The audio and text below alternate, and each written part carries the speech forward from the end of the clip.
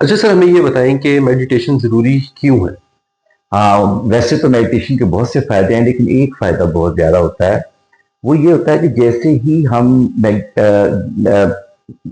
Meditation में जाते हैं, ट्रांस में जाते हैं, तवज्जो में जाते हैं, तो एक बहुत बड़ा काम ये होता है कि हम अपनी जितनी भी हमारे पास जैसे देखने की जो कुव्वत है, या हमारे सुनने की कुव्वत है, सूंघने की कुव्वत है, चखने की कुव्वत और महसूस करने की कुव्वत, जो हमारी हिस्सियात है, हम इनको आम जिंदगी के अंदर जब कॉन्शियस लेवल पे इनको इस्तेमाल नहीं कर पाते, और अगर इस्तेमाल करते भी हैं तो इसका बहुत कम हिस्सा इस्तेमाल करते हैं।